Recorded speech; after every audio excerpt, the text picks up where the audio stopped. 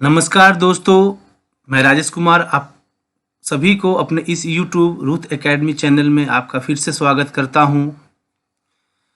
दोस्तों, मैं क्लास 6 इतिहास का चैप्टर पहला का मेरा अतीत 1 भाग 2 पढ़ाने जा रहा हूं। कल मैंने आपको इस चैप्टर से मैन्युस्क्रिप्ट यानी पांडुलिपि और अभिलेख के बारे में विस्तृत जानकारी आपको दिया था। आज हम आगे इसी चैप्टर के आगे के चीज़ों के बारे में जानकारी लेंगे। चलते हैं आगे। आज का पहला पेज जो है कुछ ज़रूरी बातें से हम चालू करेंगे। पहला प्रश्न में पुरास्थल की परिभाषा और उदाहरण के बारे में हम बताए हैं। दोस्तों, पुरास्थल क्या होता है, इसकी क्या परिभाषा है और इसके उदाहरण जो हमारे भारत देश में मिलते हैं वो कहाँ कहाँ पुरास्थल के रूप में पाए गए हैं, उसके बारे में हम जानकारी लेंगे। दोस्तों, जहाँ पुरानी अवशेष मिलते हैं, पुरा का मतलब होता है पुराना और स्थल का मतलब जगह। तो पुरास्थल किसे कहते हैं? जहाँ पुरानी अवशेष मिलते हैं, पुरानी चीज़ों का जहाँ जमाव था और आज उसे खोद कर निकाला जा रहा है। तो हम इसका परिभाषा के बारे में क्या जानेंगे? जिस जगह पर पुरानी अवशेष मिले हैं उस जगह को पुरास्थल हम कहेंगे। जैसे औजार मिले हों, पुराने बर्तन मिले हों, आभूषण मिले हों, सिक्का मिला हो, इमारत मिला हो, ये सब जहाँ पर भी मिला हो वो जगह पुरास्थल के नाम से जाना जाता है। ये खुदाई के दौरान मिलने वाली वस्तुएं हैं जहाँ से हम पुराने जगह के बारे में पता लगा सके हैं और इस जगह को पुरास्थल की संज्ञा दी गई है। जैसे भारत देश में पुरास्थल जो विशेषकर महत्व रखता है वो मैंने यहाँ पर लिस्ट आउट किया है। जैसे मेहरगढ़ जो अभी वर्तमान पाकिस्तान में है, एक पुरास्थल है।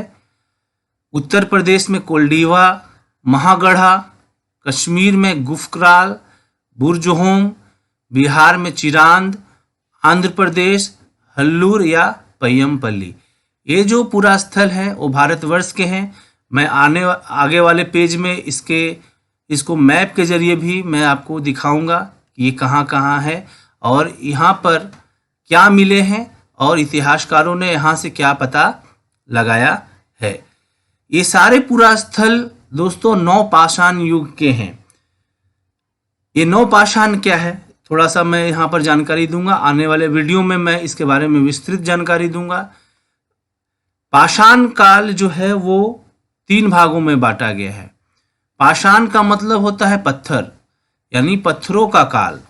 ये मानव जीवन चक्र का मान लीजिए ये स्टेज है कि किस तरीके से मानव कुशल संग्राहक से अस्थाई जीवन की ओर बढ़ा और क्या क्या अपने जीवन में प्रगति लाया और ला पाया।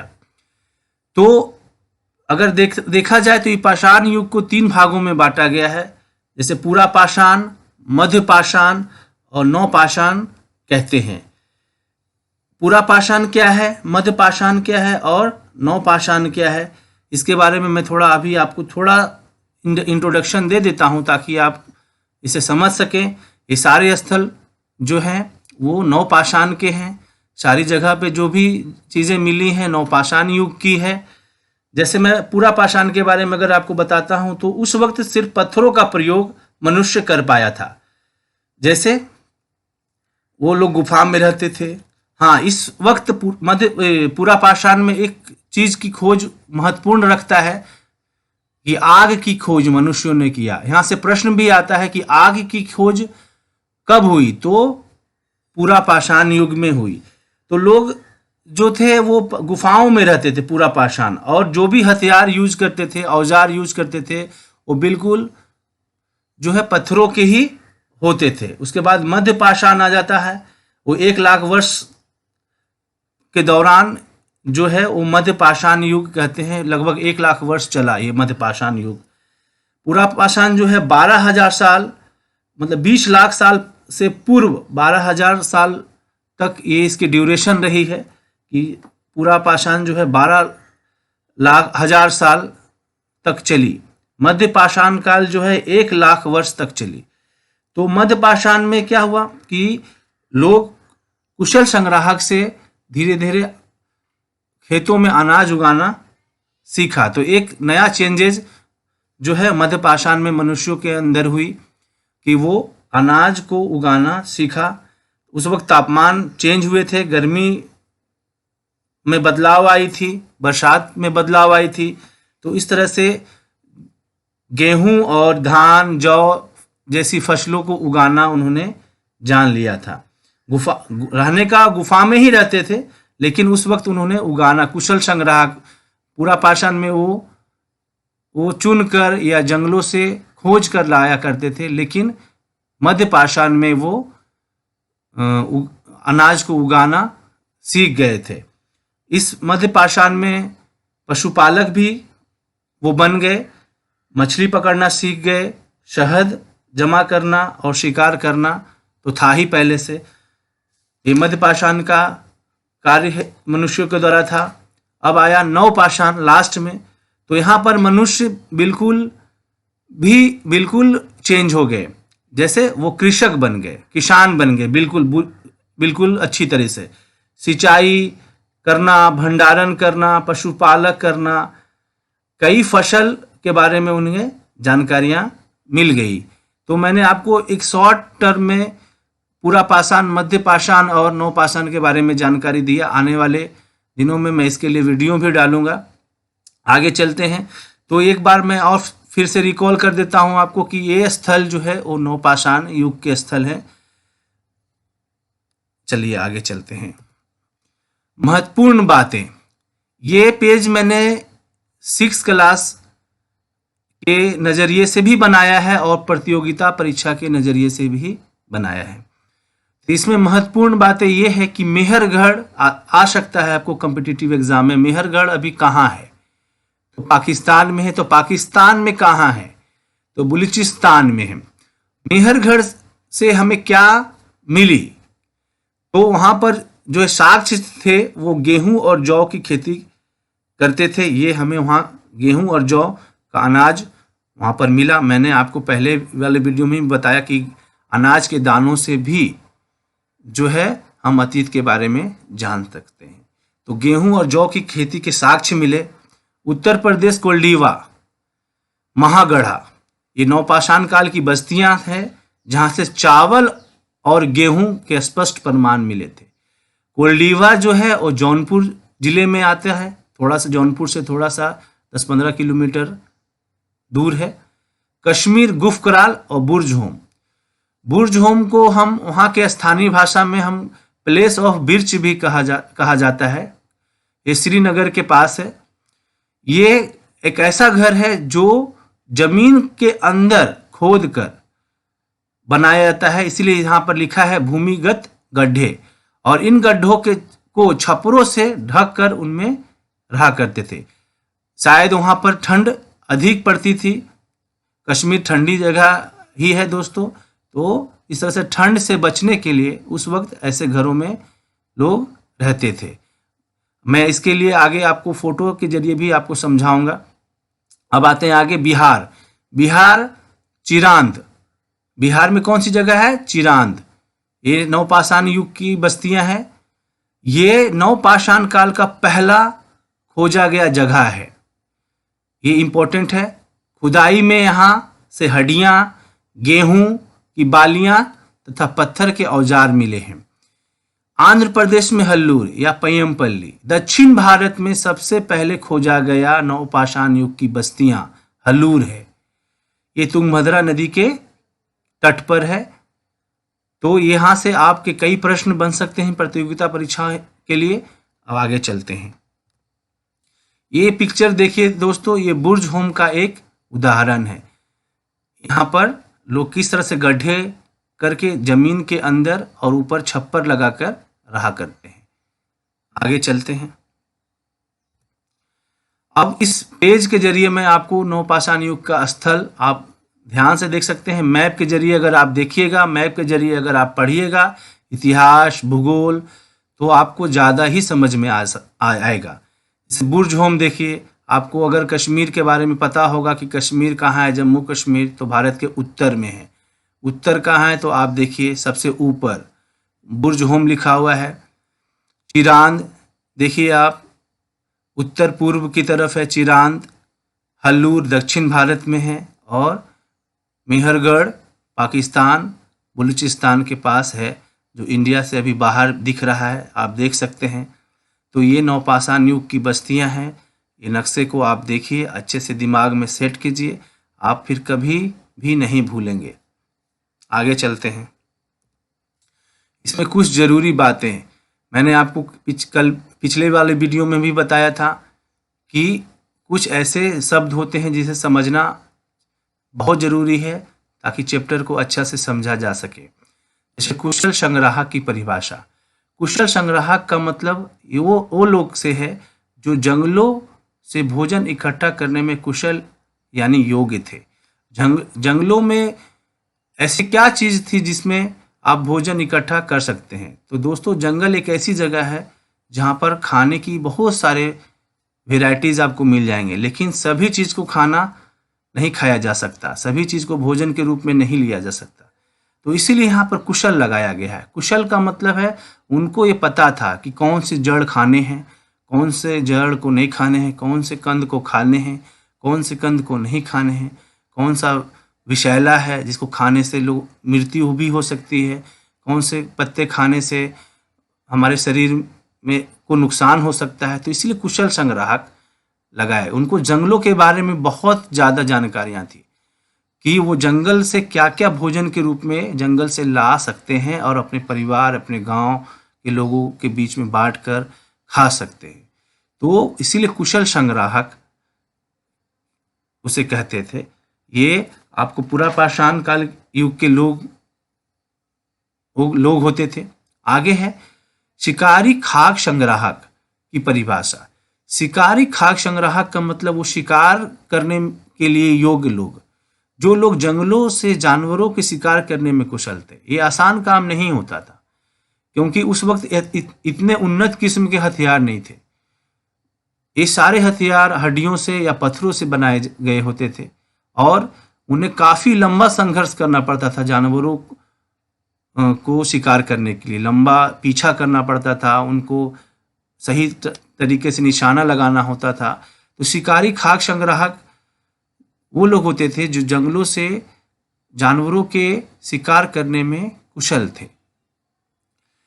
ये दोनों लोग जो हैं वो कहाँ कहाँ मिलते हैं, तो आपके बुक में दिया गया है। नर्मदा नदी के आसपास, जो 20 लाख वर्ष पहले की बात है, वो जंगलों के विशाल संपदा से जैसे जड़, फल या अन्य चीज़ों से काफ़ी परिचित थे। जानवर चलते फिरते खाद्य भंडार और दूध तथा मांस के भंडार थे। ये उनकी सोच थी कि जानवर जो है वो हमारे लिए चलते फिरते खाद्य भंडार, दूध तथा मांस का एक अच्छा रिसोर्स है। वाकई है, क्योंकि कोई जानवर से हम दूध भी प्राप्त करते हैं। कई जानवरों को खाया भी जाता है, आज भी खाया जाता है। एक खाने भोजन के रूप में एक अच्छा रिसोर्स है, प्रोटीन है। जो लोग मांसाहार हैं वो खाते ही हैं। तो ये चलते फिरते खाद्य भंडार है। आज भी ये दूध से हम कई चीज़ें बनाते हैं। तो दूध प्रोटीन के रूप में, मांस भी प्रोटीन के रूप में, कई ऐसे पक्षियां हैं जो अंडे के रूप में। तो इस तरह से जानवर को पालना एक बहुत ही लाभदायी और बहुत ही महत्वपूर्ण समझा जाता था, क्योंकि ये चलते फिरते खाद्य भंडार के रूप में वो मानते थे। आगे चलते हैं। कुशल संग्राहक से अस्थायी जीवन तक के मुख्य बिंदु। ये मैंने आपको समझाने के लिए, आपके पाठ को और आसान बनाने के लिए मैंने एक टॉपिक वाइज यहाँ पर डिस्क्रिप्शन दिया है कि पाठ में आने वाली सभी बिंदुओं का संग्रह। हम टॉपिक वाइज अगर दोस्तों पढ़ेंगे तो हमें पता चलेगा कि हम क्या पढ़ रहे हैं, और एक सीरीज वाइज हमें सीखने को मिलेगी कि किस तरीके से प्रारंभिक जीवन से लेकर मनुष्य जो है वो अस्थायी जीवन की ओर प्रवेश किया। तो ये मैंने एक सीरीज बनाया है चैप्टर में से पढ़कर कि आपको अच्छे से समझ में आ सके। ये आप नोट कर सकते हैं ताकि आपको आसान हो समझने में। जैसे पहला है अतीत के बारे में हम क्या क्या जान सकते हैं। अतीत के बारे में हम कैसे जान सकते हैं। आपके सारे प्रश्न का हल यहाँ पर है। आपके अंदर अगर कोई भी डाउट है तो यहाँ पर जरूर आपको उस प्रश्न का जवाब मिल जाएगा। आरंभिक लोगों की रहने की जगह, प्रारंभिक भोजन व्यवस्था, औजार शिकार के लिए औजार, आग की खोज। तो आप देख भी रहे हैं दोस्तों कि किस तरह से सीरीज वाइज है। आरंभिक कृषक और पशुपालक, फसलों को उगाना प्रारंभ। अब मनुष्य फसल उगाने की ओर बढ़ रहा है। मनुष्य का कृषक बनना, भोजन संग्राहक से उत्पादन तक से मनुष्य के बसने तक का एक टॉपिक बनाया है मैंने कि किस तरह से मनुष्य कृषक बना, फिर भोजन को संग्रह करना पड़ा उसको, फिर मनुष्य को अब मजबूरी हो गया कि अब उसको एक जगह रहना ही है। तो इसके बारे में हम बताएंगे आगे चलते हैं नेक्स्ट टॉपिक के बारे में। मनुष्य का पशुपालक बनना, क्योंकि अब मनुष्य अस्थायी जीवन की ओर प्रवेश कर चुका है। मनुष्य पशुओं को पालतू बनाना, मनुष्य का बसना, अब बस गया तो रहने की जगह निर्धारण, कहाँ रहेंगे, फिर अस्थायी जीवन की ओर। फिर अस्थायी जीवन हो गया तो रीति रिवाज और सामाजिक परंपरा आना ही है। तो सामाजिक परंपरा आ गया मनुष्य के जीवन में। आग की खोज मैं आपको पहले भी बताया, यहाँ पर भी थोड़ा सा मैं चर्चा करूँगा। लोगों की यात्रा, लोगों ने यात्रा भी की है। देश का नाम कैसे पड़ा और रोचक जानकारियाँ। रोचक जानकारियाँ का मतलब हुआ कि इसमें हम आपको जीएस और जीके जीएस जो अलग तरह से टेक्स्ट बुक में दिया रहता है, जो प्रतियोगिता परीक्षाओं के लिए बहुत ज़रूरी होता है, उनके बारे में हम यहाँ पर चर्चा करेंगे। आगे चलते हैं पहले टॉपिक की ओर। तो पहला टॉपिक आप अगर आप देखे होंगे तो पहला टॉपिक मैंने वहाँ पर लिखा था अतीत के बारे में हम क्या क्या जान सकते हैं।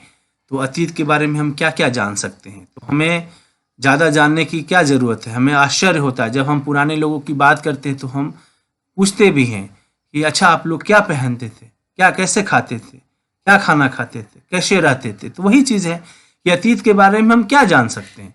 तो खाना, पहनना और रहना, मनुष्यों को ये तीन चीज़ें हैं जो ये बेसिक चीज़ें हैं जो इनके बारे में हमें जानने की इच्छुक होती है। तो अतीत के बारे में हम खाने के बारे में क्या क्या वो खाना खाते थे, कैसे खाना खाते थे, पहनने के बारे में और रहने के बारे में कहाँ कहाँ वो रहते थे, तो ये सब हम जान सकते हैं।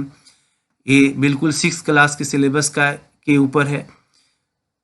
इसके अलावा अतीत के कई बातें जो है हम जान सकते थे, जैसे शिकारियों के बारे में, पशुपालकों के बारे में, कृषकों के बारे में, शासकों के बारे में, पुरोहितों के बारे में, व्यापारियों के बारे में, शिल्पकारों के बारे में, कलाकारों के बारे में, संगीतकारों के बारे में और वैज्ञानिकों के बारे में भी अतीत के बारे में हम जान सकते हैं। क्योंकि इनके सारे के बारे में हम बताए हैं कि मैन्युस्क्रिप्ट यानी पांडुलिपि में पहले लिखा ही जाता था, तो इसके बारे में हम जान सकते हैं। इस 6ठी क्लास के विद्यार्थियों के लिए प्रश्न है, इन विद्यार्थियों को बहुत ही मदद पहुंचेगी। दूसरा टॉपिक है अतीत के बारे में हम कैसे जान सकते हैं। तो इसके बारे में हम आपको पहले बता चुके हैं, फिर भी मैं एक बार रीड कर देता हूँ। पांडुलिपि से, अभिलेख से, गुफा चित्रों से, शैल चित्रों से, मंदिरों और विहारों से, पुरानी इमारतों से, मूर्तियों से, औजारों से, हथियारों से, बर्तनों से, आभूषणों से, सिक्का से, जानवरों की हड्डियाँ से, जले हुए अन्न के दाने, लकड़ियों की टुकड़ा और कपड़ों से भी जानकारी हम लगा सकते हैं अतीत के बारे में। आगे चलते हैं। तीसरा टॉपिक है आरंभिक लोगों की रहने की जगह। तो आरंभिक लोग जो लाखों वर्ष पहले रहते थे वो कहाँ कहाँ रहते थे, ये बहुत ही 6th क्लास के विद्यार्थियों के लिए बहुत ही महत्वपूर्ण प्रश्न है और 6ठी कंपटीशन लेवल के लिए भी एक बहुत महत्वपूर्ण प्रश्न है। तो पहले सबसे लाखों साल पहले लोग नर्मदा नदी जो मध्य भारत में है वहाँ पर रहने की साक्ष्य मिले हैं। वहाँ पर गुफा भी है, गुफा चित्र भी है, जैसे भीमबेटका जैसी जगहों पे वहाँ पर रहने के साक्ष्य मिले हैं कि वहाँ अभी भी आप देख सकते हैं जाकर। मध्य प्रदेश में भीमबेटका गुफा है जहाँ पर वो रहते थे। तो लाखों साल पहले नर्मदा नदी के किनारे रहते थे। यहाँ पर डेट मेंशन नहीं किया हुआ है। आगे चलते हैं। उत्तर पश्चिम, जो भारत के उत्तर पश्चिम इलाका है, उत्तर का मतलब जम्मू कश्मीर, और पश्चिम चले आइए तो उत्तर पश्चिम का मतलब हुआ पाकिस्तान की तरफ इशारा है। तो उत्तर पश्चिम की सुलेमान और किरतर पहाड़ियाँ, इसमें ईस्वी दिया हुआ है 8000 वर्ष पहले। 8000 वर्ष पहले उत्तर पश्चिम में सुलेमान और किरतर पहाड़ियों की तरफ भी लोग रहते थे। आगे चलते हैं। सिंधु एवं इसकी सहायक नदियों के किनारे, सिंधु जो इसका इंग्लिश में इंडस भी हम इसको बोलते हैं, लगभग 4700 वर्ष पहले जो है सिंधु नदी के किनारे भी मनुष्यों के रहने के साक्ष्य मिले हैं। 2500 वर्ष पहले अगर आए तो उत्तर भारत में गंगा और इसकी सहायक नदियों के किनारे भी मनुष्य को रहने के साक्ष्य 2500 वर्ष पहले की मनुष्यों के रहने की साक्ष्य मिली है। इसके अलावा उत्तर पूर्व में मतलब गारो पहाड़ियों में, उत्तर पूर्व हो गया आपके असम की तरफ, बंगाल के आगे असम की तरफ उत्तर पूर्व जो है गारो की पहाड़ियाँ, नागालैंड आपके उधर 5 राज्य हैं, उधर उत्तर पूर्व में गारो की पहाड़ियों की तरफ भी रहने के साक्ष्य मिले हैं। मध्य भारत में विंध्य पहाड़ियाँ, विंध्याचल जिसको बोलते हैं, रहने के साक्ष्य मिले हैं।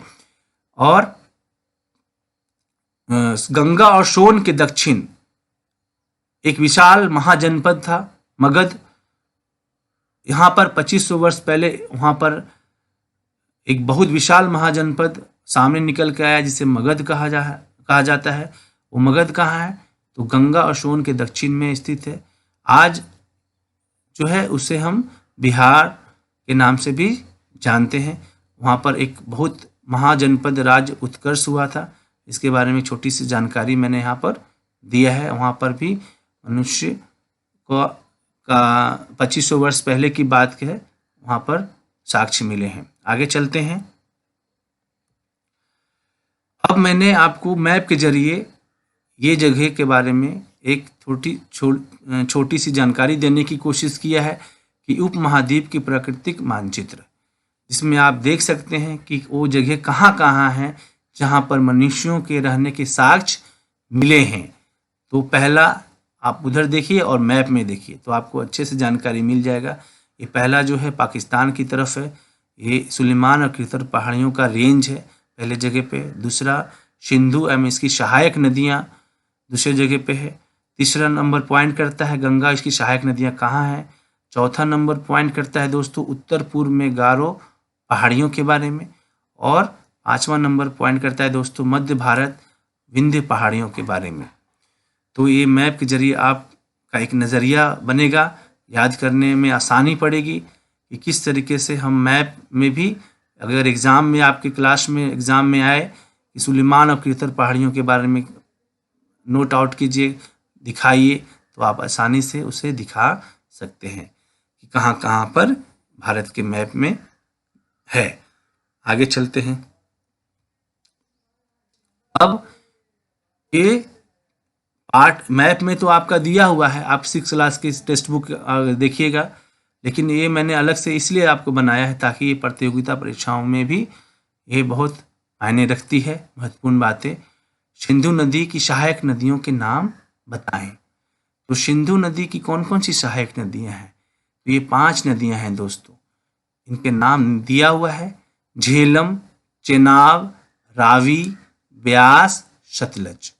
ये 5 नदी है जो सिंधु में आके मिलती है, जो मानसरोवर से निकलते हुए भारत में कश्मीर में पहुंचती है, जम्मू कश्मीर में, और फिर पाकिस्तान की तरफ मुड़कर वो अरब सागर में मिल जाती है।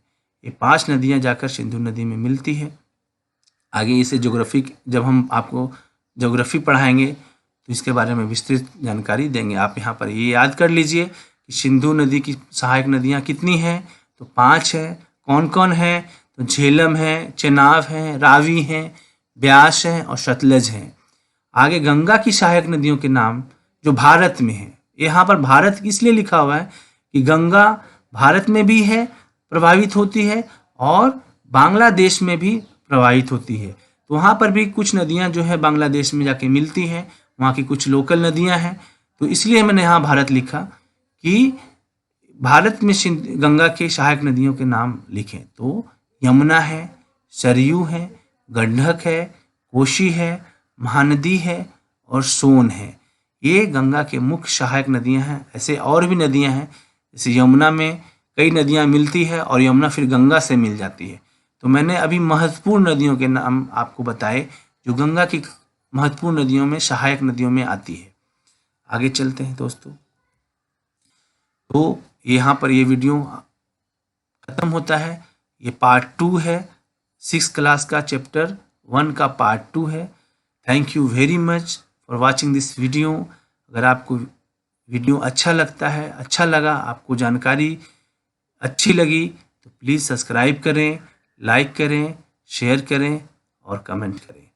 और इसकी PDF फाइल जो है, इस PPT का PDF फाइल डिस्क्रिप्शन बॉक्स में है, वहाँ से आप डाउनलोड कर सकते हैं ताकि आपको नोट्स बनाने में आसानी हो। दोस्तों, आपका प्यार बना रहे। धन्यवाद।